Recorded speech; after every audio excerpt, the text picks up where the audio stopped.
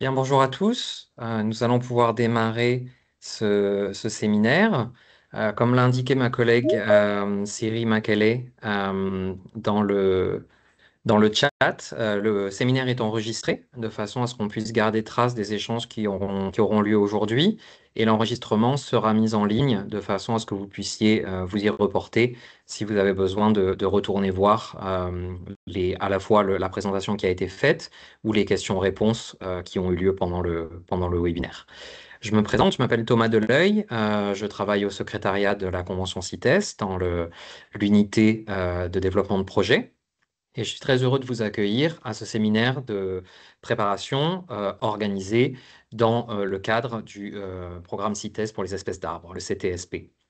Euh, le webinaire est destiné à soutenir la préparation des propositions de projet par les parties dans les conditions qui ont été indiquées dans la notification aux parties numéro 2025-059 qui a été publiée, comme vous l'avez sans doute vu, le 25 avril 2025. Donc, nous sommes très heureux de tous vous accueillir dans cette phase initiale du projet et dans ce webinaire. Mes collègues et moi sommes ici pour être sûrs que le webinaire se passera bien et qu'on répondra à toutes les questions que vous pouvez avoir sur la proposition du projet. Comme indiqué dans la notification, le projet CTSP, la phase en cours, est financé par le gouvernement de l'Allemagne et a pour but de contribuer à la promotion du commerce soutenable des essences d'arbres et à une bonne gouvernance des forêts. Le webinaire est principalement destiné aux autorités CITES des pays partis à la Convention, et notamment les États qui sont éligibles à l'aide publique au développement, mais également qui sont des États faisant partie de l'aire de répartition des espèces d'arbres listées dans les annexes de la CITES qui font l'objet d'un commerce important. Nous souhaitons tous vous remercier d'avoir pris le temps et de faire l'effort de vous joindre à nous durant ce webinaire. C'est vrai que c'est toujours important d'obtenir de l'information, mais c'est du temps pris sur une journée de travail, donc merci beaucoup. L'objectif de la session du jour est de vous donner des éléments de guide clairs sur le contexte du projet ainsi que les critères d'éligibilité à financement dans le cadre du projet CTSP, faire une revue guidée du formulaire de proposition de projet tel que publié en annexe de la notification 2025-59 et également partager des petits conseils pratiques pour être sûr que vous soyez en mesure de développer des propositions de projet de qualité qui vous permettent de présenter un projet en bon état et dans les délais impartis pour être considéré pour financement. Veuillez noter qu'il est prévu qu'il y ait une session de questions-réponses à la fin de ce webinaire. On a le temps de revoir l'ensemble des questions que vous pourrez avoir. Donc le principe est que nous allons délivrer la présentation sans prendre de questions durant la présentation et l'ensemble des questions seront traitées à la fin dans la partie questions-réponses. Le plus simple pour nous organiser et pour être sûr qu'aucune question ne soit oubliée serait de vous proposer de poser vos questions dans le chat, dans la conversation de cette réunion. Et le mieux, afin qu'on puisse identifier qui pose la question, serait pour les personnes qui sont ici en représentant des autorités étatiques, donc organes de gestion, autorités scientifiques, de nous indiquer le nom du pays avant de poser la question. Et pour les collègues qui sont ici en représentant d'une université ou d'une organisation non gouvernementale ou de tout autre acteur de la société civile, puisqu'on a des observateurs présents, de nous indiquer le nom de l'organisation représentée et ensuite votre question. Et comme ça, on pourra plus facilement faire la référence à la question posée, par exemple, par le Cameroun ou par Trafic ou toute autre structure. Pour assurer la transparence, comme je vous l'ai dit au début, la session est enregistrée et l'enregistrement sera mis à disposition sur le site internet de la CITES. Si vous avez des questions par rapport à ça, on pourra y répondre aussi pendant la session de questions-réponses. Et enfin, euh, ce dont on voudrait également vous faire part est il y a eu une session de ce séminaire qui a été organisée la semaine dernière en anglais. Il y a une future session qui va être organisée vendredi en espagnol. Si certains d'entre vous se sont inscrits à plusieurs sessions, notez que ce n'est pas la peine, puisque le contenu qui est délivré dans ces différentes sessions est exactement le même. Il y a juste différentes sessions parce que chacune est organisée dans une des langues officielles de la Convention, aujourd'hui étant la session en français. Donc si vous vous êtes inscrit également pour la session en espagnol, vous n'avez pas besoin de venir. Parce que d'une part, on parlera en français, mais d'autre part, le contenu de la session sera exactement le même. Euh, et enfin, le dernier point à aborder entre nous est d'être sûr que vous ne ressortiez pas d'ici avec des questions non répondues. Donc, comme je vous l'ai dit, en termes d'organisation, on propose que les questions soient posées dans le chat de façon à pouvoir assurer un suivi plus aisé. Mais il sera possible aussi de poser une question par oral si nécessaire. On vous donnera la parole à ce moment-là. Mais surtout, n'hésitez pas à poser toutes vos questions de façon à ce qu'on puisse adresser l'ensemble euh, des points à soulever aujourd'hui. J'ai partagé avec vous la présentation qui va être délivrée aujourd'hui.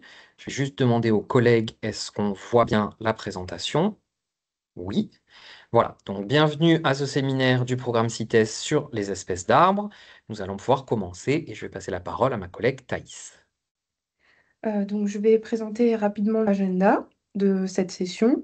Nous commencerons donc par quelques remarques introductives, puis nous vous introduirons le programme CITES sur les espèces d'arbres, CITESP. Ensuite, nous présenterons quelques éléments sur l'appel à proposition de projet et le processus de soumission de projet. On passera ensuite à une revue du formulaire de proposition de projet. Et enfin, après une session donc de questions-réponses, nous finirons avec donc les prochaines étapes et nous conclurons. Avant de démarrer donc dans le vif du sujet, on vous propose de regarder une courte vidéo introductive sur l'importance des forêts pour la CITES.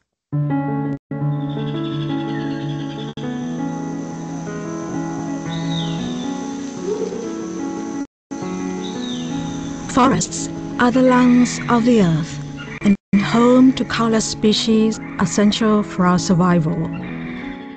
Among them, timber-producing, aromatic and medicinal tree species are some of the world's most valuable wildlife commodities. However, the commercial allure of high-value trees has led to their overexploitation. Many CITES-listed trees face the threat of unsustainable and illicit harvesting and trade, jeopardizing both their survival and the balance of the ecosystem. Forest loss contributes to about 1/6 of annual greenhouse gas emissions, a major driver of climate change. The CITES Tree Species Project is funded by the European Union and Germany through the International Climate Initiative. The project pioneers a mission to curb deforestation and combat climate change through better management of forests. This initiative strengthens the capacities of countries to manage their forest resources sustainably, ensuring that international trade in tree species supports rather than undermines conservation efforts. With a focus on legal acquisition and non-detriment findings, we ensure that CITES-listed trees are traded in a legal and sustainable manner, safeguarding our forests for future generations. By fostering strong connections between sustainable forest management and trade regulation, the project embodies the CITES commitment to bridge species conservation with sustainable forest governance. Together, we can ensure effective, inclusive, and sustainable actions to tackle climate change and biodiversity loss towards a healthy planet for the prosperity of all.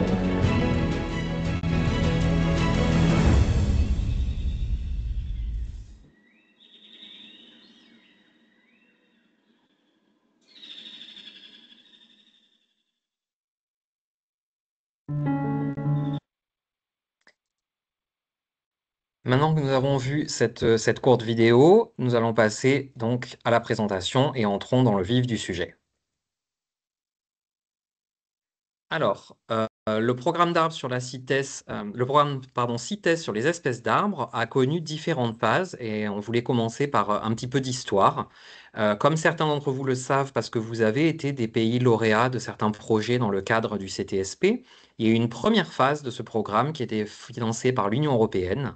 Et l'Union européenne continue, comme vous le voyez sur l'écran, dans un projet 2023-2026, à financer un certain nombre d'activités liées au commerce et à l'exploitation des essences d'arbres de façon à assurer un commerce durable et légal de ces essences. En parallèle de ce financement de l'Union européenne qui continue donc jusqu'en 2026, l'Allemagne a proposé de financer le projet CTSP à hauteur de 10 millions d'euros sur la période 2024-2028, période qui a été étendue jusqu'à 2029, on y reviendra après. Donc la phase dans laquelle nous nous trouvons actuellement et pour laquelle nous avons publié cet appel à proposition de projet, c'est, on va dire, la deuxième phase CTSP qui est financée par le gouvernement de l'Allemagne. Il y a des liens qui évidemment existent entre les projets qui ont été financés par l'Union européenne et les projets qui vont pouvoir être développés dans le cadre de cette nouvelle phase. Mais donc aujourd'hui, on va principalement parler de la phase 2 du CTSP telle que financée par l'Allemagne. Et c'est dans ce cadre qu'interviendront tous nos débats et qu'interviennent l'intégralité des appels à propositions de projets que vous allez pouvoir présenter éventuellement d'ici le 25 juin. Donc l'idée de cette nouvelle phase du CTSP, c'est de poursuivre évidemment la dynamique enclenchée dans les phases précédentes, tout en prenant en compte les dimensions environnementales, économiques et sociales de l'exploitation des essences d'arbres listées à la CITES. Le programme sur les espèces d'arbres est destiné à l'ensemble des régions de la CITES, qui inclut des pays éligibles à l'aide publique au développement, ce qui recouvre donc l'Afrique, l'Asie, l'Amérique centrale et du Sud et les Caraïbes, l'Amérique du Nord et l'Océanie. Donc, concernant les objectifs du projet, le projet CTSP vise à renforcer les liens entre la gestion durable des forêts et l'application de la CITES au niveau national. Il s'agit notamment d'assurer que les parties soient mieux en mesure de respecter les exigences de la Convention en matière de commerce légal et durable des essences forestières, pardon, et aussi d'améliorer la gouvernance forestière et de contribuer à la réduction de la dégradation des forêts et de la déforestation. Donc, comme vous le voyez à travers ces deux objectifs principaux du projet, l'idée, c'est vraiment de s'adresser aux parties à la Convention et de se focaliser sur le commerce des essences d'arbres listées à la CITES de façon à assurer un commerce légal et durable de ces espèces. Le projet est structuré en deux types de résultats principaux. Le premier, c'est un soutien direct aux parties. Un des prérequis du financement accordé par le gouvernement de l'Allemagne était que les financements accordés dans le cadre du CTSP devaient être des financements mis à disposition des autorités CITES, donc des gouvernements des États parties à la CITES. Donc le résultat numéro un, c'est un soutien direct aux États parties de façon à améliorer l'application de la CITES dans le cadre de l'exploitation des essences d'arbres. Le résultat 2, ou l'ensemble des résultats 2, vont être des résultats, on va dire, complémentaires au soutien direct accordé aux parties. Ça peut être des activités développées au niveau régional, on va dire en termes de champ géographique, ou des activités développées par taxon. Et à ce moment-là, c'est à travers les taxons qu'il va y avoir on va dire un impact transnational qui va venir compléter les impacts du soutien direct aux parties, qui est vraiment l'action numéro 1 à l'intérieur du projet CTSP. Sur la droite de la diapositive, vous pouvez voir un certain nombre de jolis petits logos très colorés. Ce sont les logos de l'ensemble des partenaires qui font partie de ce qu'on appelle le CPF, le Collaborative Partnership on Forest, donc le partenariat collaboratif sur les forêts. On a voulu intégrer ça à cette diapositive simplement pour signaler à l'ensemble des États intéressés que le projet CTSP a été présenté comme initiative conjointe dans le cadre du CPF. Donc des décisions doivent encore être prises dans le cadre du CPF pour savoir exactement quel va être l'investissement du CPF et des partenaires dans la délivrance du projet CTSP. Mais ceux d'entre vous qui ont déjà développé des projets dans le cadre de la phase 1 du CTSP ont peut-être déjà participé à des activités avec certains des partenaires, notamment CIFOR, par exemple, la FAO, ITTO aussi a été très active pendant la première phase. Donc l'idée, c'est vraiment de signaler que ce partenariat avec le CPF doit continuer pendant la seconde phase et nous sommes en train de mettre en place l'ensemble des outils nécessaires pour être sûr que ce partenariat puisse effectivement continuer. Nous allons donc passer à la présentation de quelques éléments sur l'appel à proposition de projet et le processus de soumission. Donc, comme vous avez pu le voir dans la notification numéro 2025-059 publiée le 25 avril 2025, il y a eu donc l'appel à proposition de projet. Deux éléments importants. Le projet inclut un mécanisme de financement pour soutenir les parties sélectionnées et ce soutien financier est destiné aux parties pour développer des activités qui permettront d'atteindre les objectifs envisagés dans le projet. Je vais présenter donc les critères d'éligibilité du projet. Le premier critère est de pouvoir prétendre à l'APD. Il faut ensuite également compter parmi les états de l'aire de répartition d'espèces d'arbres inscrites à la CITES qui font l'objet d'une exploitation commerciale importante. Il est essentiel également de s'engager à mettre en œuvre votre projet dans les délais impartis et de s'engager à l'exécution du projet et faire rapport au sujet de l'avancement des travaux conformément aux obligations imposées par les Nations Unies et au titre de l'Initiative internationale pour le climat. Il est également important de montrer en quoi le projet aura un impact positif sur le commerce légal et durable des espèces d'arbres inscrites aux annexes de la CITES. Une remarque importante est que seuls les projets sélectionnés pourront être financés.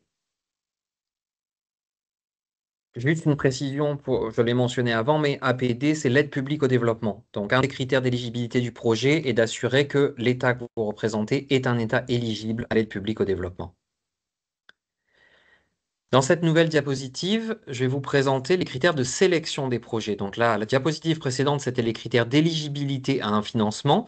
Une fois que les projets vont être déposés, donc avant la date butoir du 25 juin 2025, il va y avoir un processus de sélection qui va intervenir. Et ce processus de sélection intervient bien évidemment sur la base de critères particuliers. Je précise également que la sélection des projets est une activité conduite par le secrétariat de la CITES. Il y a une équipe dédiée entièrement au CTSP à l'intérieur du secrétariat de la CITES. Et c'est cette équipe, avec le soutien de l'ensemble du secrétariat et des représentants de toutes les équipes composant le secrétariat, qui vont analyser l'ensemble des projets présentés, de façon à ce que les décisions soient prises d'une part de façon collégiale, d'autre part en impliquant la voix de l'ensemble des personnes travaillant à la CITES, qui sont donc capables de revoir, on va dire, l'ensemble des volets qu'un projet peut inclure, que ce soit des projets liés aux activités des organes de gestion, des activités des autorités scientifiques ou des activités des organes de contrôle. Donc en matière de critères de sélection des projets, le premier critère va être la pertinence. Il a été présenté dans les diapositives précédentes. Il s'agit de projets qui doivent évidemment porter sur des espèces CITES et non pas des espèces qui ne seraient pas listées dans la Convention. Mais il faut également que les projets répondent aux objectifs généraux du projet CTSP. Donc le critère de pertinence du projet va être bien évidemment au cœur de l'analyse. Le second critère important, ça va être l'impact sur le commerce, puisqu'on vous l'a dit, dans les objectifs du projet, un des objectifs principaux est de mettre les États en possibilité, en capacité de mieux mettre en œuvre la Convention s'agissant de l'exploitation et du commerce des essences d'arbres liées à la CITES. Donc il faut que le projet puisse démontrer un effet positif dans la mise en œuvre de la Convention par rapport au commerce des espèces d'arbres. Un autre critère important va être le critère de durabilité. Il est important que le projet présente clairement un aspect durable et s'inscrive dans une dynamique de durabilité au plan national s'agissant du commerce des espèces qui vont être visées par le projet lui-même, mais également une durabilité des activités proposées dans le cadre du projet. Un autre élément important, c'est ce qu'on appelle l'effet multiplicateur. Ça semble un petit peu abstrait écrit comme ça.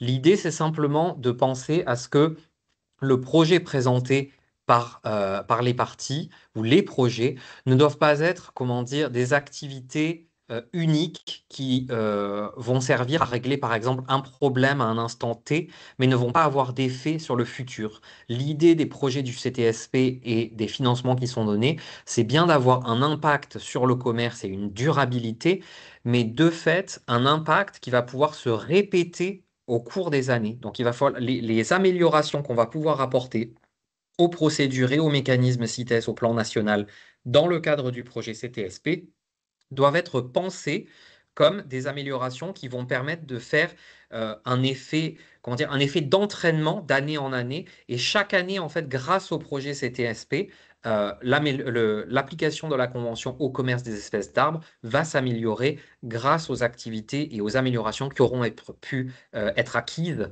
via le projet conduit. Un autre aspect important, c'est évidemment le rapport coût-efficacité. Il y a des financements qui vont être demandés pour la conduite de certains projets. Il va y avoir une analyse qui va bien évidemment être conduite sur le rapport coût-efficacité entre les financements demandés et l'ambition ou le caractère réaliste des activités proposées à l'intérieur du projet. Enfin, dans une catégorie qu'on a dénommée autre, il est nécessaire de prendre en compte certains autres critères de sélection, mais qui vont être des critères de sélection, on va dire, peut-être moins absolus que les 5 premiers, et qui vont être des éléments additionnels positifs que peuvent avoir les projets présentés. Donc, par exemple, ça va être, est-ce que le projet a des effets positifs sur les moyens d'existence des communautés locales? Est-ce que les projets ont un aspect positif sur le genre et les populations d'hommes et de femmes, par exemple, dans la conduite des activités forestières? Est-ce qu'il y a ce qu'on a appelé une dimension locale, c'est-à-dire, par exemple, est-ce qu'il va y avoir un impact sur les partenaires locaux, des relais avec les partenaires locaux qui vont peut-être permettre d'avoir un effet multiplicateur encore augmenté? Un autre aspect qui va être pris en compte, bien évidemment, c'est l'équilibre géographique. Comme je vous l'ai dit au début, le projet CTSP s'adresse à l'ensemble des États qui peuvent bénéficier de l'aide publique au développement, donc sur l'ensemble des continents. Donc il n'est pas question, bien évidemment, que le CTSP ne finance que des projets situés à l'intérieur d'une seule et même région. Il sera nécessaire d'assurer un équilibre entre les États et entre les régions. Donc ces autres critères de sélection, ils ne sont pas plus ou moins importants, mais ils vont dépendre en fait des projets qui vont être présentés. Il est tout à fait possible qu'un projet soit présenté, par exemple, sans avoir d'impact réel sur la dimension locale. Ça n'empêche pas que le projet pourra être parfaitement valable et pourra potentiellement bénéficier d'un financement en fonction des effets positifs qui sont rassemblés sous les autres critères de sélection. Mais ça, c'est vraiment pour vous donner une idée du genre de critères qui va être pris en compte pour que vous puissiez, dans la construction de votre proposition de projet, prendre ça en compte. Il faut que mon projet soit pertinent, il faut que mon projet soit durable, il faut que mon projet ait un impact sur le commerce, mais également vers le futur, etc., etc. Donc, je vais présenter la chronologie du projet.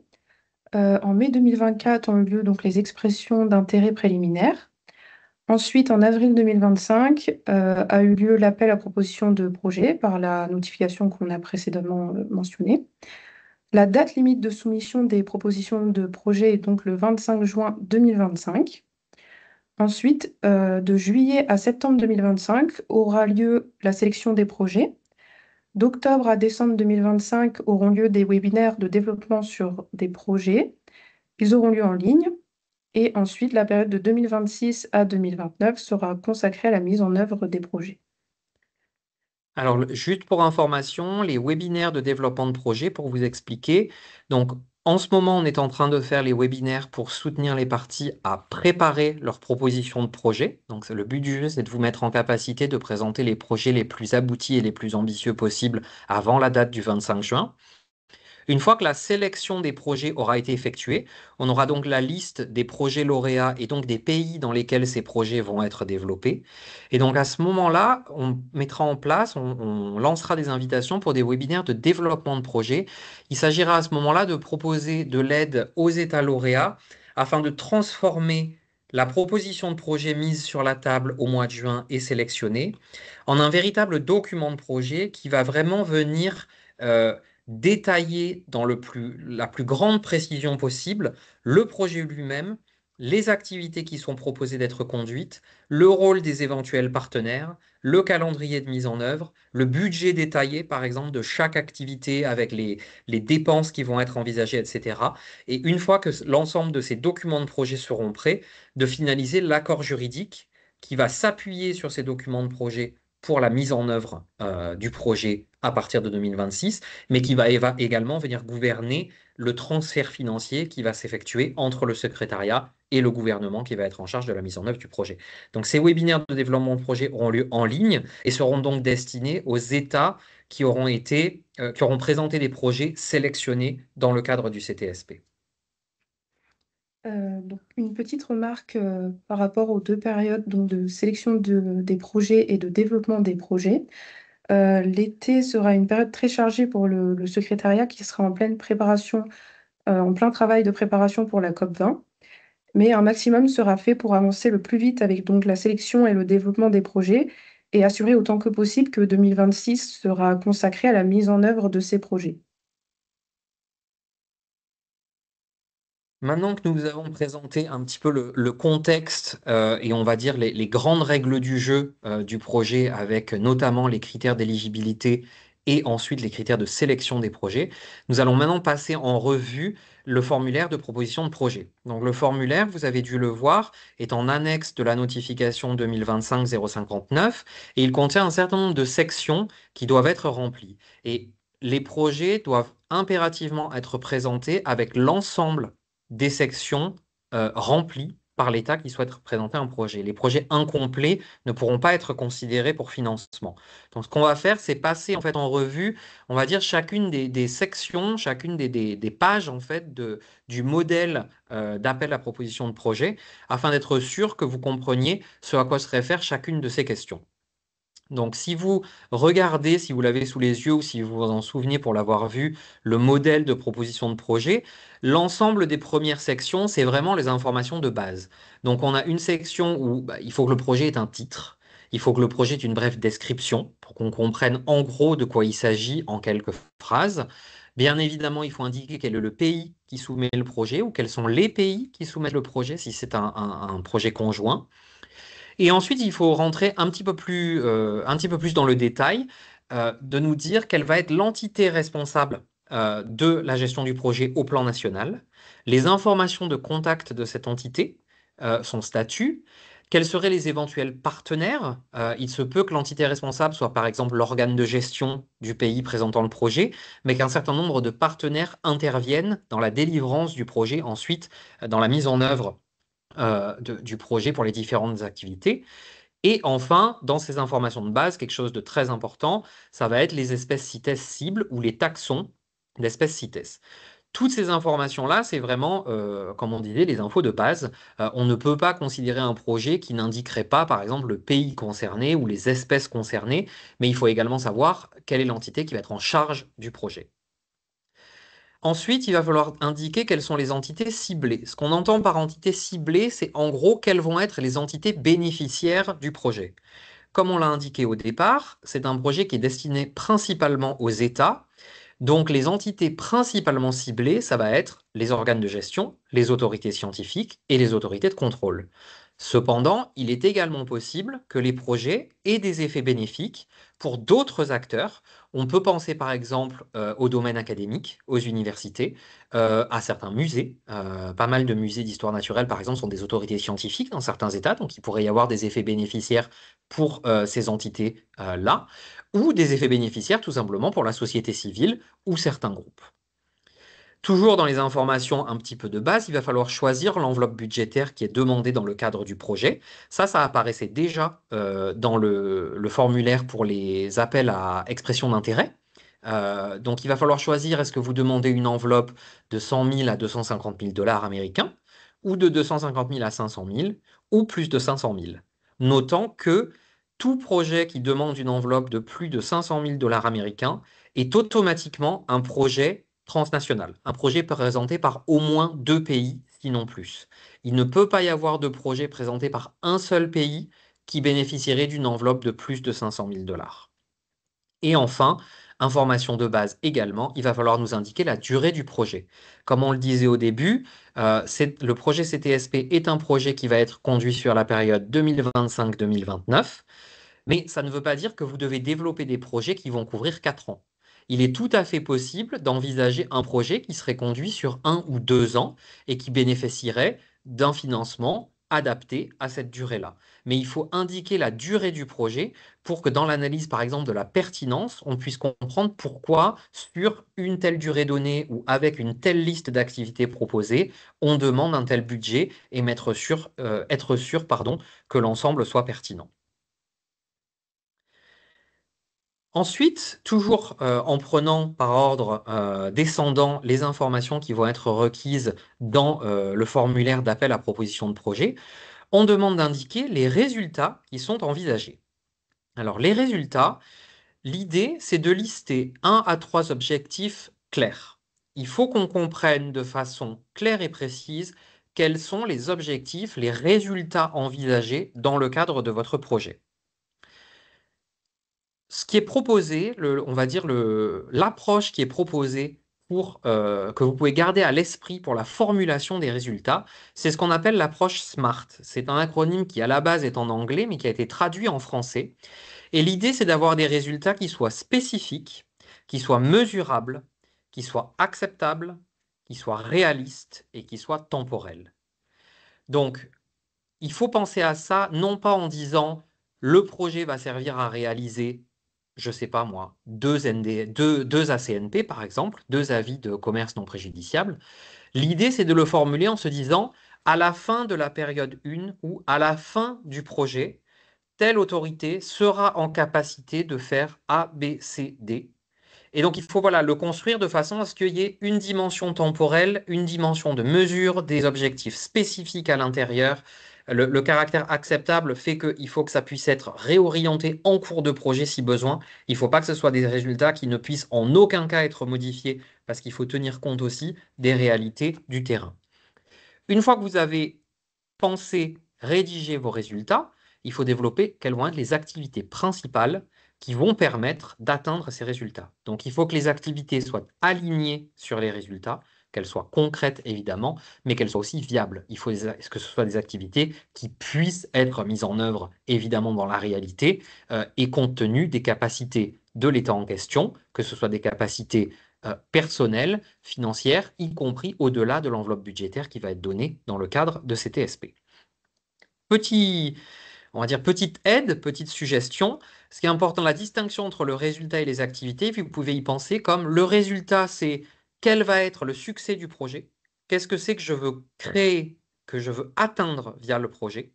Et les activités, ça va être comment arriver à ce résultat-là. Donc c'est comme ça qu'il faut envisager ces 2 sections différentes. Quels sont mes critères de succès, mes objectifs de succès, et ensuite quelles sont mes activités pour atteindre ce résultat et ce succès. Il est important dans la préparation de votre projet que vous indiquiez donc la description des activités, la chronologie, les entités qui vont être responsables et le budget. La description des activités, on en a parlé. La chronologie, c'est important parce que vous allez indiquer la durée du projet lui-même. On l'a vu ça dans la diapositive précédente. Mais il est possible que les activités se suivent de façon chronologique. Pas forcément l'intégralité des activités va se développer sur l'ensemble du projet. Donc il est important pour qu'on comprenne bien la logique du projet que vous indiquiez, est-ce que par exemple telle activité va être faite durant le premier trimestre et ensuite telle activité va prendre la suite durant le second trimestre. Donc une idée de la chronologie des activités est importante.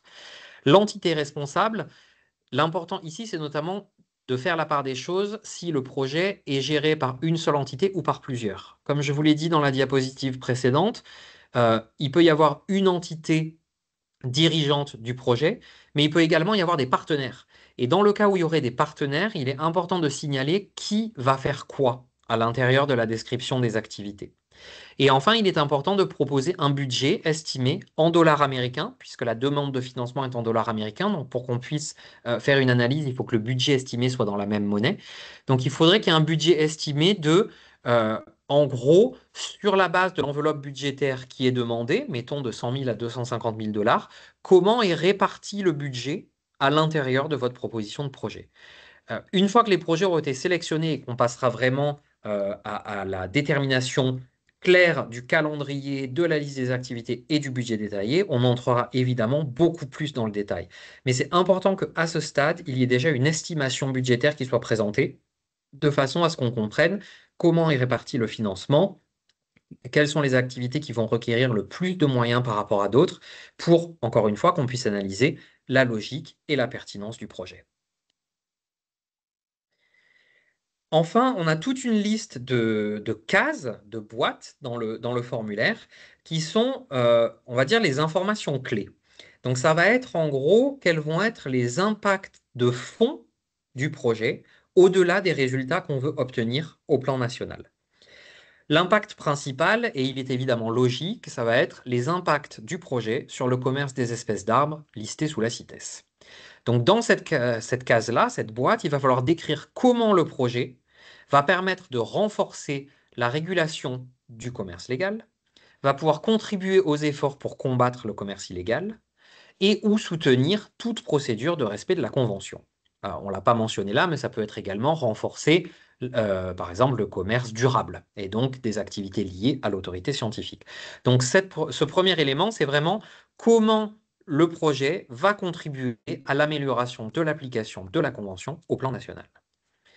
Le second élément à remplir, ça va être les liens ou les impacts du projet sur les écosystèmes, donc sur l'environnement national et sur le climat.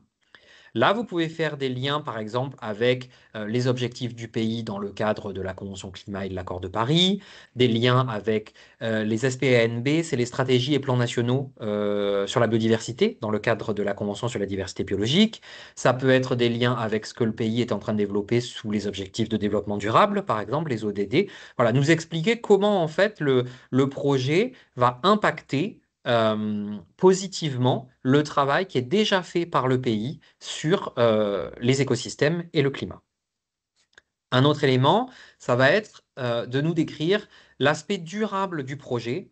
Et là, ce n'est pas l'aspect durable en termes de commerce des espèces CITES, c'est l'aspect durable pour le pays lui-même, c'est-à-dire dans quelle mesure le projet va pouvoir permettre, par exemple, de renforcer les institutions nationales liées à l'application de la CITES, ou va permettre une action de ces institutions qui va permettre, souvenez-vous, on en parlait tout à l'heure, par exemple, un effet multiplicateur sur les années à venir, ou va permettre, par exemple, un changement de politique, une nouvelle approche de la gouvernance des forêts, une nouvelle approche de la gestion des espaces naturels.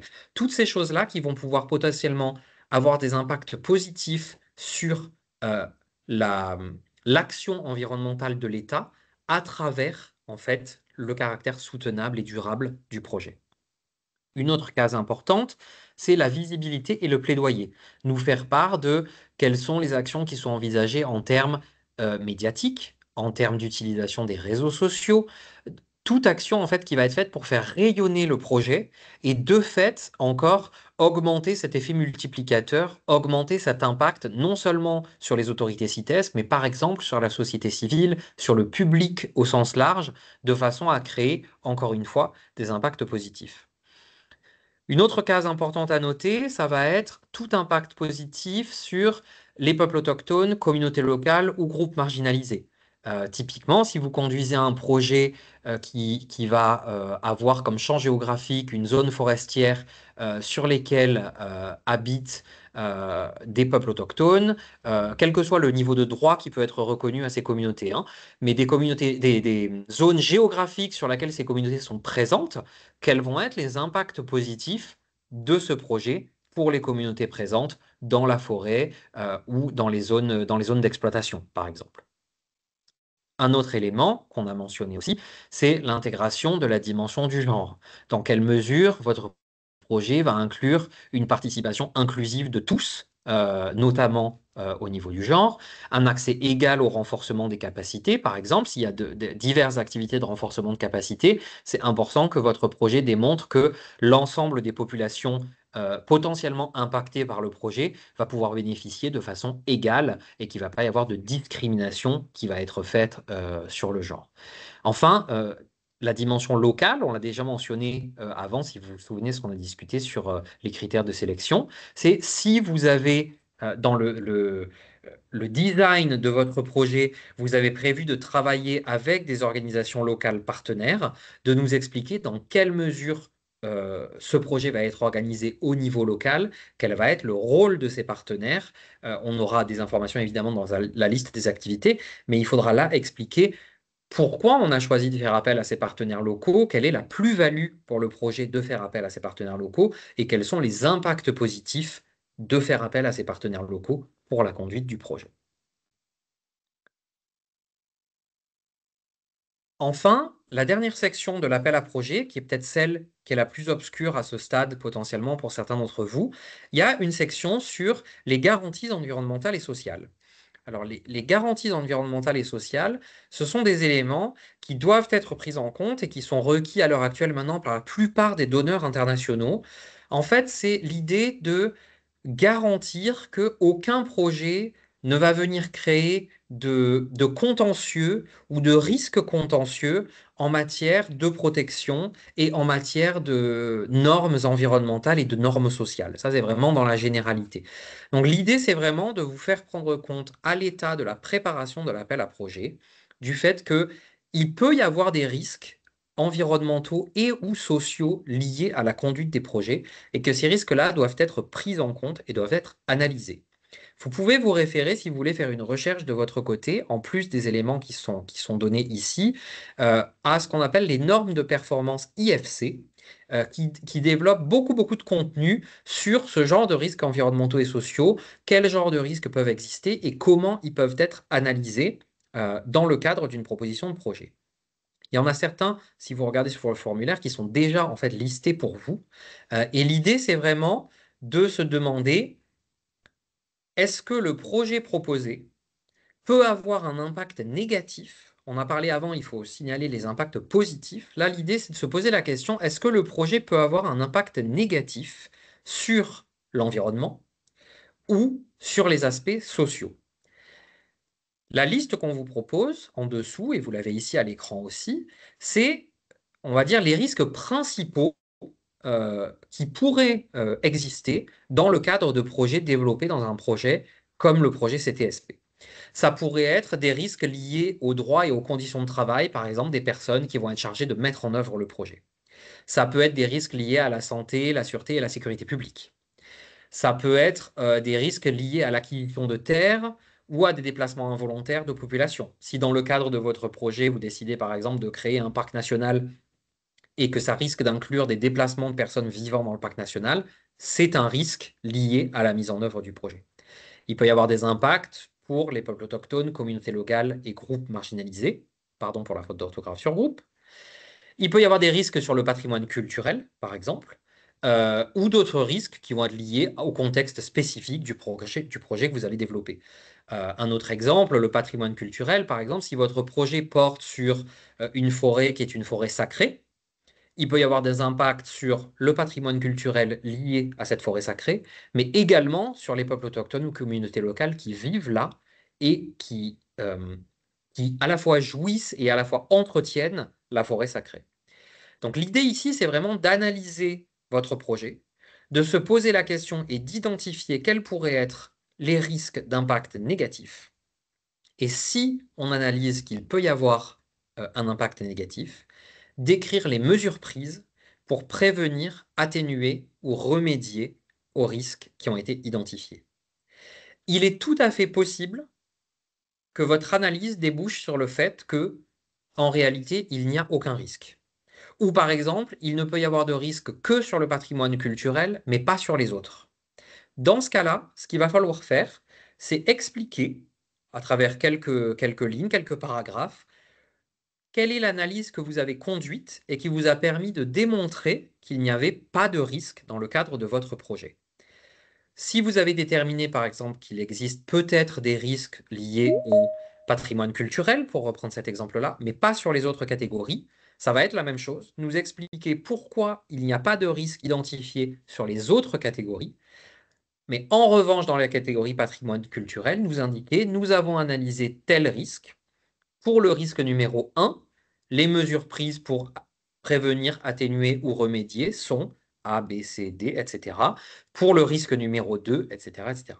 Donc, il ne faut pas être effrayé par cette catégorie qui paraît un petit peu différente du reste de l'appel à projet.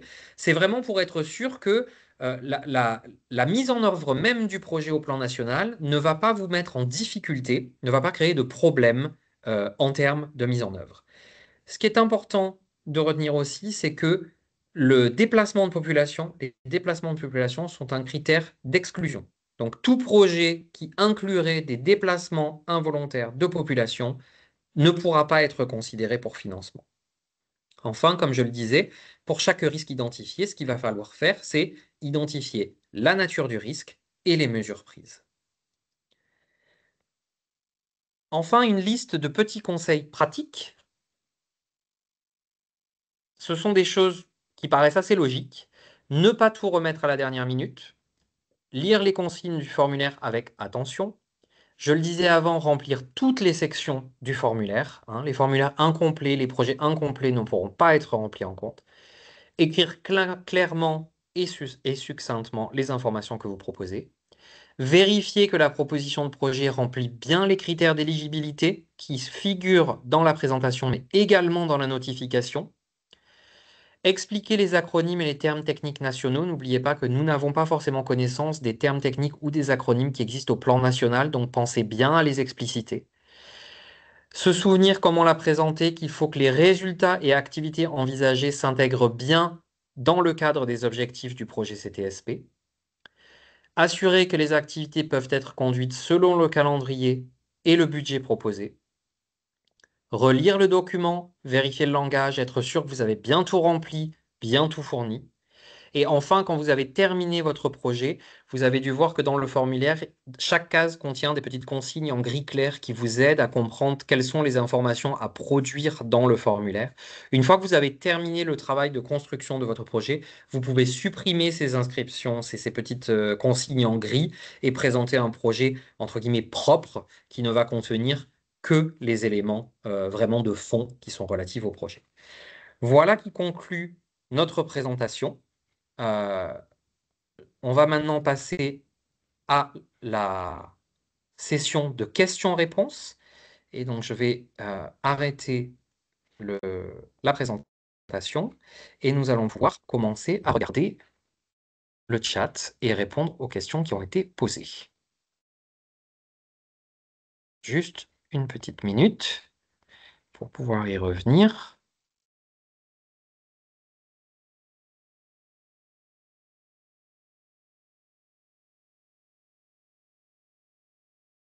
Alors, il y a une question qui a été posée sur la question de l'exploitation commerciale importante. Non, il n'y a pas de seuil particulier lié à l'exploitation commerciale importante. Ce qui va falloir retenir quand même, c'est que l'idée vraiment, c'est d'assurer, comme on le disait, l'objectif du projet, c'est d'assurer une meilleure application de la convention pour les espèces d'arbres liées à la CITES qui font l'objet d'un commerce important. Donc, un des éléments, par exemple, que vous pouvez garder à l'esprit, c'est que ça va être sans doute des espèces d'arbres qui vont être listées en annexe 2 de la CITES. Pourquoi? Parce que comme vous le savez bien, les espèces qui sont listées en annexe 1 ne peuvent pas faire l'objet d'exploitation commerciale. Ça ne veut pas dire que les espèces listées à l'annexe 1 ne peuvent pas être prises en compte dans le cadre du projet, mais un projet qui ne porterait que sur les espèces listées à l'annexe 1 devrait pouvoir démontrer dans quelle mesure il y a un renforcement de la mise en œuvre de la Convention liée au commerce de ces espèces-là, dans la mesure où ce commerce est strictement limité à des aspects non commerciaux. Donc c'est plutôt dans cette idée-là qu'il faut garder à l'esprit, c'est qu'il faut que le projet ait un impact positif pour les espèces qui font l'objet d'une exploitation commerciale importante. Mais il n'y a pas de seuil spécifique à respecter à ce moment-là pour être éligible pour le projet. Ce qui est important par contre de retenir, c'est que les espèces listées, les espèces visées par les projets ne peuvent être que des espèces d'arbres listées dans les annexes de la CITES. Aucun projet ne peut être financé qui porterait sur des espèces d'arbres qui ne sont pas listées dans les annexes de la Convention. Ce qui est important de retenir aussi par rapport au niveau de budget, c'est ce que je disais, c'est qu'il n'y a pas de niveau financier en termes d'importance de l'espèce dans le cadre du commerce international. En revanche, si vous l'avez, comme vous avez pu le voir dans l'appel à projet, il y a 3 tranches de financement qui sont proposées. La première des tranches est une tranche qui va de, en gros, 100 000 $ à 250 000 $. Donc, un projet minimum est un projet qui contiendrait un budget d'activité qui arriverait autour des 100 000 $. Hein. L'idée, c'est d'avoir des projets relativement ambitieux. Et donc, la première tranche de financement, c'est de 100 000 à 250 000 dollars. Ce qui veut dire qu'il faut essayer de monter des projets qui répondraient à ce niveau d'ambition et non pas présenter des projets qui seraient, par exemple, une activité d'un jour ou d'un mois et qui nécessiterait un financement de 5 000 dollars, par exemple. Ce genre de petits projets ne sont pas les projets qui vont être financés dans le cadre de CTSP. Ils peuvent être présentés dans d'autres cadres d'appel à projets, mais pas ici.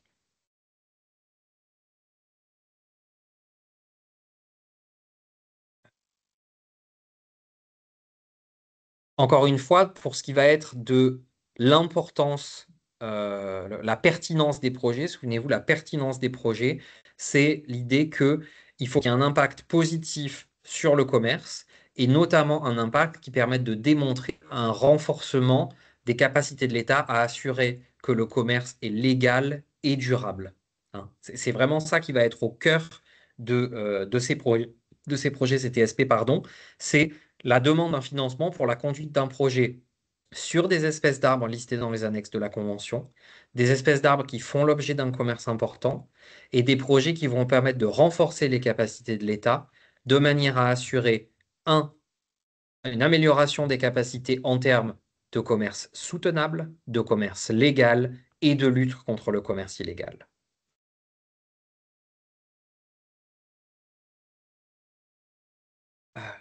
Toujours dans le chat. Ça, on a vu.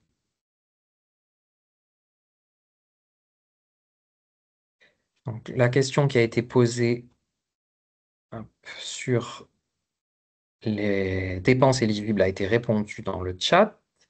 Il faut que ce soit des espèces listées, on l'a dit, ça, on l'a dit. Alors, les projets qui doivent les budgets qui doivent être présentés sont les budgets, ça a été répondu par ma collègue, c'est bien le budget du projet. Hein. Attention, on l'a bien signalé, uniquement les parties peuvent présenter des projets. Donc, une ONG, une université, un musée, comme je le disais, n'importe quelle organisation de la société civile n'est pas éligible à présenter un projet. Le projet peut être présenté uniquement par un État partie à la CITES, éligible à recevoir l'aide publique au développement. En revanche, les parties peuvent décider de coopérer avec une organisation de la société civile pour la délivrance du projet. Donc le budget qui va être présenté, c'est bien le budget du projet qui va indiquer le budget total, donc la tranche de financement qui est demandée, et ensuite une indication, un budget préliminaire de comment comment vont se répartir les dépenses du budget, on va dire activité par activité. Ce qui va être fait entre l'État partie, lauréat du projet, et toute organisation partenaire, que ce soit une organisation gouvernementale ou non gouvernementale, ça serait presque à considérer comme étant presque un accord de sous-traitance, en fait, qui va intervenir dans un second temps. Là, on en est vraiment dans le cadre d'un appel à proposition de projet. Donc, ce qui compte, c'est le budget du projet, les activités du projet, et non pas un budget spécifique qui serait donné, par exemple, pour une activité, l'activité 1 ou l'activité 3, qui serait mise en œuvre par un partenaire particulier. On est vraiment dans le cadre général. Enfin, ma collègue a également répondu à l'autre question qui avait été demandée sur euh, est-ce que les activités doivent être en relation avec le commerce des arbres? Donc oui, hein.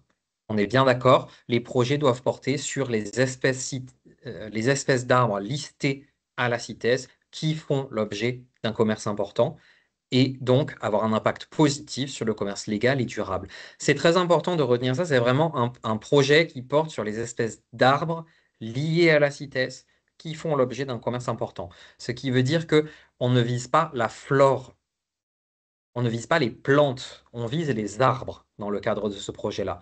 Donc c'est quelque chose qu'il faut vraiment avoir à l'esprit quand vous construisez votre projet. Il y a les espèces d'arbres qui doivent être clairement identifiées. Est-ce que ces espèces sont listées dans le cadre de la CITES et est-ce que ces espèces font l'objet d'un commerce important? Ça ne veut pas dire qu'il ne va pas forcément y avoir des impacts positifs du projet pour d'autres espèces qui ne sont pas listées dans la CITES. Tout projet qui va avoir un impact positif sur la bonne gouvernance des zones forestières, la bonne gouvernance des concessions et l'assurance d'un commerce avec une meilleure traçabilité, une garantie d'une légalité, un aspect plus soutenable, toutes ces procédures-là, ces façons de travailler, ces améliorations qui vont pouvoir être obtenues via le projet dans le cadre de la CITES, bien évidemment, vont pouvoir bénéficier à l'État en tant que tel pour la bonne gouvernance de ces forêts au sens général. Donc, il va y avoir des effets par ricochet au-delà des espèces CITES. Mais pour pouvoir être considéré éligible à un financement, il faut que ce soit des espèces d'arbres, encore une fois, listées dans les annexes de la CITES et faisant l'objet d'un commerce important. Je vais juste regarder, est-ce qu'il y a des personnes qui lèveraient la main? J'ai l'impression que non.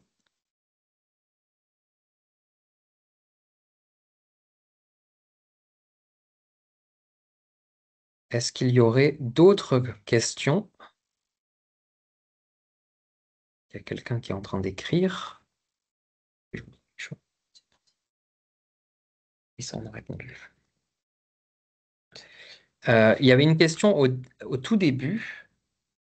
On a répondu au caractère du financement, mais il y avait une sous-question qui était: la Colombie et le Pérou sont-ils éligibles à cet appel à projet? Comme je le disais, tous les États partis à la CITES qui peuvent bénéficier d'une aide publique au développement sont éligibles pour un projet CTSP.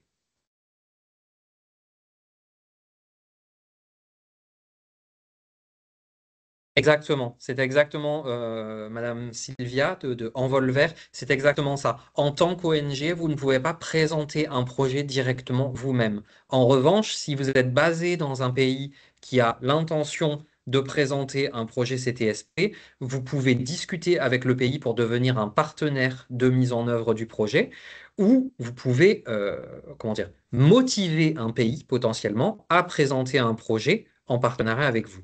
Mais il revient à l'État de décider est-ce que oui ou non il prend la responsabilité de créer un partenariat avec vous pour la délivrance d'un projet qu'il souhaite présenter, ou il accepte de présenter un projet que vous auriez proposé.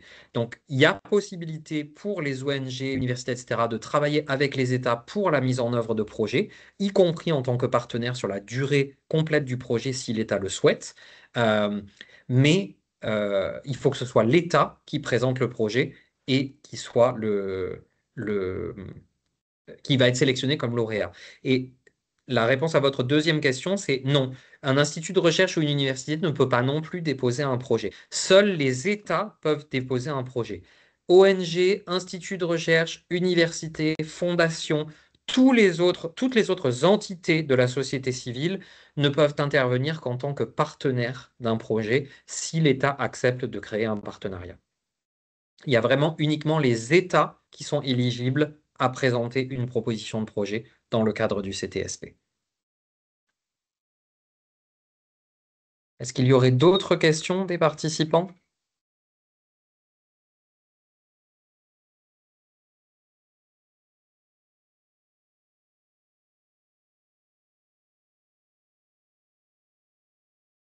Je ne peux pas croire qu'on était aussi clair que ça et que personne n'ait de questions.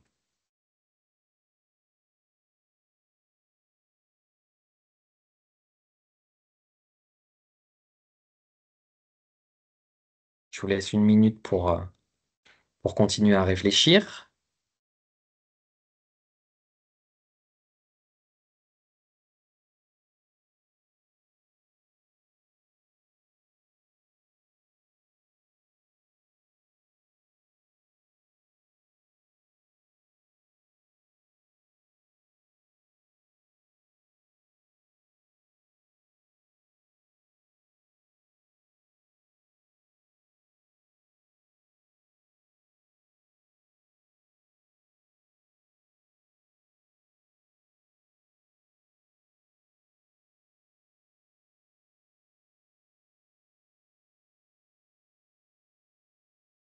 Oui, la date limite pour la soumission de propositions, c'est bien le 25 juin, exactement. Donc, il est impératif que toutes les propositions de projet soient déposées avant ou le 25 juin.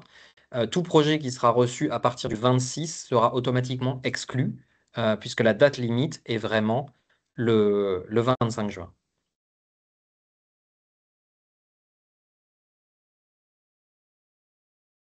Autre chose qui est important à signaler d'ailleurs, je vois qu'il y a une autre question qui a été posée, mais autre chose qui est important à signaler, certains d'entre vous, certains États ont déposé l'année dernière des expressions d'intérêt préliminaires. Il y avait une proposition d'appel à expression d'intérêt qui avait été circulée pour avoir une idée de quels seraient les États intéressés par le projet, quel genre de projet pourrait être présenté, etc. Pour ces États-là, vous avez dû voir, le secrétariat a fait le travail de pré-remplir, on va dire, le formulaire d'appel à proposition de projet avec les informations qui avaient été produites dans le cadre de l'expression d'intérêt préliminaire transmise l'année dernière. Et donc a écrit à tous ces États en disant, on vous propose voilà, ce travail on va dire, de pré-remplissage, revient à l'État de relire l'information et compléter les sections manquantes. Il est important de signaler que vous n'êtes en aucun cas tenu par le contenu de l'appel à expression d'intérêt. C'est-à-dire que si finalement il fait sens aujourd'hui de modifier le champ d'application du projet, de modifier les espèces considérées en rajoutant ou en enlevant, ou par exemple si un certain nombre d'activités envisagées dans le cadre de l'expression d'intérêt ont déjà été conduites dans le cadre d'un autre partenariat, et donc il ne fait plus sens de les lister comme des activités possibles dans le cadre de CTSP, vous n'êtes en aucun cas tenu par ce qui a été envoyé l'année dernière dans le cadre de l'expression d'intérêt. Donc relisez bien l'ensemble de ces informations, modifiez ce qui doit être modifié, ajoutez là où il y a besoin, remplissez évidemment les sections manquantes. La seule chose qui va être prise en compte pour la sélection de projet, c'est l'appel à proposition de projet. Donc servez-vous de ce qui a été donné dans le cadre de l'expression d'intérêt de l'année dernière comme base de travail. C'est pour ça qu'on vous a proposé ce pré-remplissage, on va dire, des formulaires pour les États qui avaient déposé des expressions d'intérêt. Mais il est important de retenir que uniquement l'appel à projet va compter pour la sélection.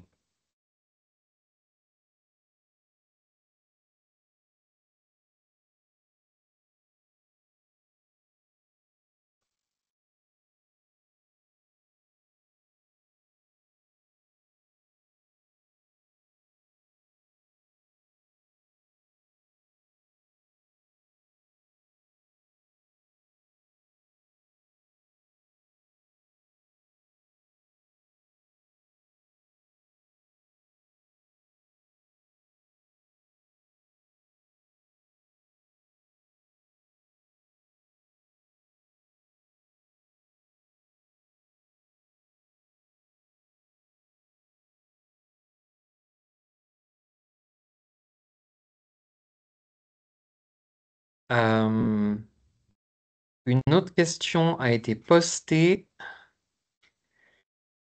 Euh,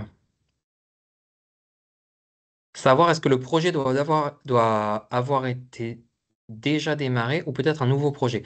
Euh, L'important, c'est que le projet proposé réponde à l'ensemble des critères d'éligibilité posés dans le cadre du projet CTSP, donc qui ont été présentés aujourd'hui et qui figurent dans la notification avec le formulaire d'appel à projet. Donc soit c'est un nouveau projet complètement, soit éventuellement ça peut par exemple prendre la suite et construire sur un projet existant. Mais il importe que dans tous les cas, on remplisse l'intégralité des critères d'éligibilité et surtout ensuite, il n'y aura pas de cofinancement. Donc par contre, en termes de finances, ça sera un budget, des règles de soumission de rapport, etc., entièrement séparés.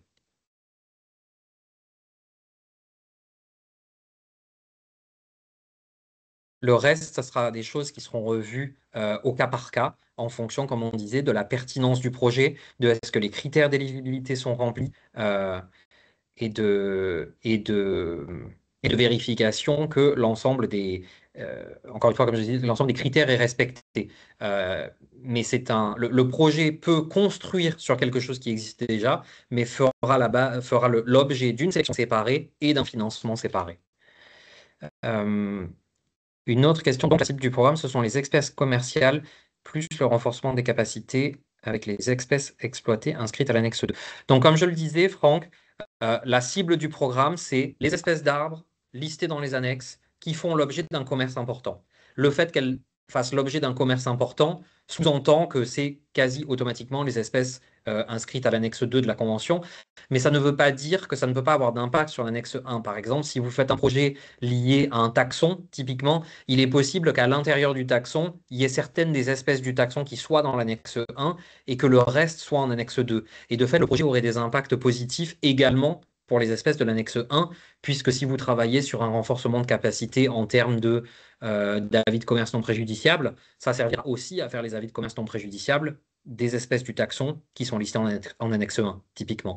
Mais un des critères, c'est des espèces qui font l'objet d'une exploitation importante dans le cadre de la CITES. C'est pour ça que je mentionnais l'exemple de l'annexe 2.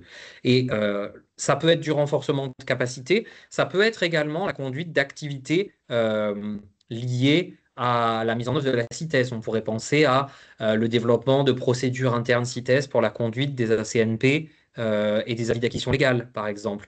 Où là, il y a à la fois du renforcement de capacité pour essentiellement des personnes qui vont faire les ACNP et les AL sur le terrain, mais ça peut être également tout simplement travailler, soit l'État lui-même, soit avec des partenaires ou un consultant, par exemple, sur la mise en place de procédures internes de façon à pouvoir mieux mettre en œuvre les procédures CITES. Donc, c'est du renforcement de capacité au sens large. C'est, encore une fois, il faut partir de quels sont les résultats que vous souhaitez atteindre sur les espèces ou le taxon envisagé et quelles activités sont nécessaires de façon à atteindre ces résultats. Certaines des activités, ça peut être du renforcement de capacité, on va dire pur et dur. D'autres, ça peut être la réalisation d'une étude scientifique. Si l'idée, c'est d'améliorer les connaissances sur une espèce particulière, par exemple, ça peut être des activités de contrôle, renforcement d'activités de contrôle. Donc, il peut y avoir vraiment beaucoup de choses qui pourraient être nécessaires comme activité pour pouvoir réaliser le résultat envisagé sans que forcément ce soit entre guillemets, du renforcement de capacité pur et dur dans le sens, par exemple, des formations, des ateliers de formation, hein. C'est un peu là qu'il faut voir la différence. Voilà. Je crois qu'on a répondu à l'ensemble des questions qui étaient dans la conversation. On va prendre une ou deux petites minutes supplémentaires pour voir si quelqu'un euh, inclut une ou deux autres questions. En attendant, simplement pour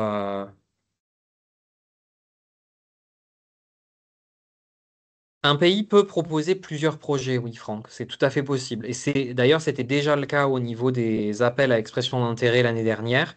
Il y a certains pays qui ont proposé plusieurs projets en parallèle. Donc ça, c'est pas un problème. Après, comme je le disais, un des critères de sélection va aussi être d'assurer un équilibre entre pays, potentiellement dans une même région, par exemple, mais également un équilibre entre les régions. Donc il peut y avoir un arbitrage qui sera fait par le comité de sélection des projets par rapport l'équité géographique, on va dire, mais en revanche, il n'y a pas de limite au nombre de projets que peut présenter un État. Après, peut-être qu'il faut réfléchir à ne pas non plus se disperser dans de multiples projets et être sûr de monter des projets qui remplissent l'intégralité à la fois des éléments demandés et des critères d'éligibilité. Mais ça, après, c'est vraiment à chaque État de voir qu'est-ce qui fait sens au niveau national et sur quoi l'État peut avoir envie de demander un soutien particulier dans le cadre du CTSP.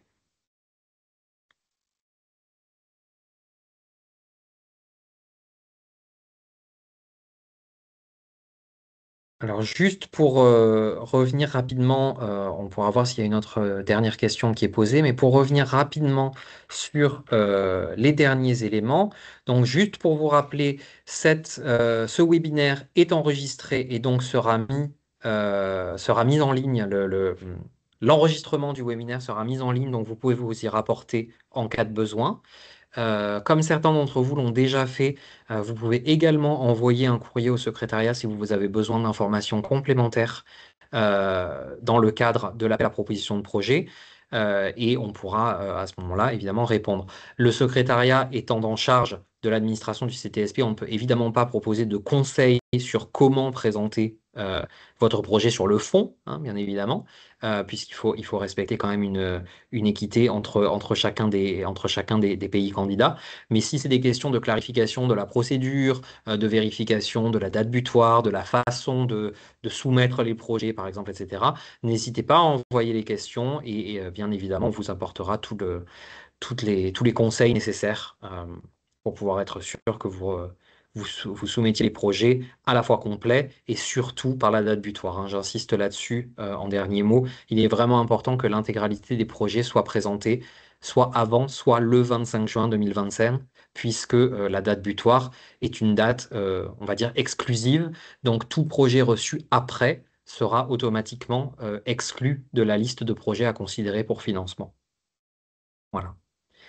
Je ne vois pas d'autres questions dans le chat, donc je vais en profiter pour vous remercier pour votre attention et toutes les questions qui ont été posées. J'espère qu'à la fois la présentation et les réponses aux questions vous auront été utiles. Bonne chance pour la rédaction de vos propositions de projet. S'il y a quoi que ce soit, encore une fois, n'hésitez pas à vous rapporter à l'enregistrement une fois qu'il sera mis en ligne ou éventuellement à envoyer votre question au secrétariat.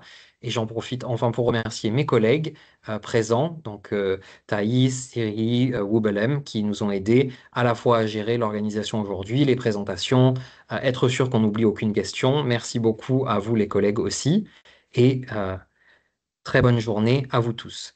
Les présentations, en fait, comme vous aurez l'enregistrement, vous aurez également normalement la présentation dans l'enregistrement, mais oui, ça sera mis à disposition. Et de toute façon, comme je le disais, Franck, la chose peut-être la plus importante à retenir, c'est vraiment les critères d'éligibilité. Et les critères d'éligibilité figurent dans la notification. Donc cela, vous pouvez vous y rapporter également, tout simplement en regardant la notification. Merci beaucoup à tout le monde. Encore une fois, bonne chance pour votre présentation. Et s'il y a des questions, n'hésitez pas à envoyer un mail et on se fera un plaisir de répondre. Je vous remercie beaucoup et je vous souhaite une très bonne journée. Au revoir.